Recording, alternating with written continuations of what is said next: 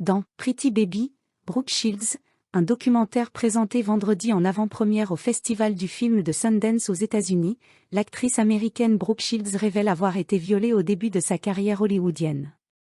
L'ancienne top modèle a gardé l'identité de son agresseur secrète, mais a raconté qu'elle avait retrouvé l'homme, qu'elle connaissait, peu après avoir décroché son diplôme à l'université, croyant qu'il s'agissait d'une réunion de travail pour discuter de sa participation à un casting pour un nouveau film. L'homme l'a ramenée à son hôtel, prétextant vouloir lui appeler un taxi depuis sa chambre. Il est à la place allé dans la salle de bain avant d'en ressortir nu et de la violer, a-t-elle confié. C'était comme une bagarre. J'avais peur de me faire étouffer ou quelque chose comme ça, témoigne l'actrice dans le documentaire. Je ne me suis pas beaucoup débattue. Je ne l'ai pas fait. J'étais juste complètement pétrifiée. Je pensais que mon plus non plus aurait dû suffire. Et je me disais seulement, plus reste en vie et par plus.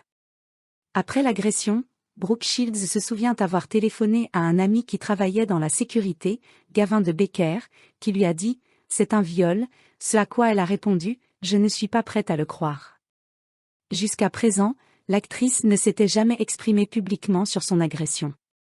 Cette révélation, qui fait écho à la vague Yes Me Too, est l'un des nombreux moments poignants du film, qui sera diffusé sur la plateforme de streaming Hulu en 2 parties. La première partie est consacrée à l'intense sexualisation dont Brooke Shields a fait l'objet très jeune, notamment lors d'une séance de photos dénudées à l'âge de 10 ans, ainsi qu'après son apparition à 11 ans dans le film Pretty Baby, dans lequel elle jouait une enfant prostituée. Le documentaire montre une jeune Brooke Shields confrontée aux questions lubriques d'hommes beaucoup plus âgés dans des talk-shows, à propos de ses rôles dans des films comme Le Lagon Bleu, ou Un amour infini, et la série controversée de publicité Calvin Klein dans laquelle elle est apparue. Après avoir connu une célébrité mondiale à l'adolescence, la jeune femme est allée à l'université de Princeton. Après avoir obtenu son diplôme, elle a d'abord eu du mal à retrouver des rôles, menant à la sinistre rencontre avec son violeur.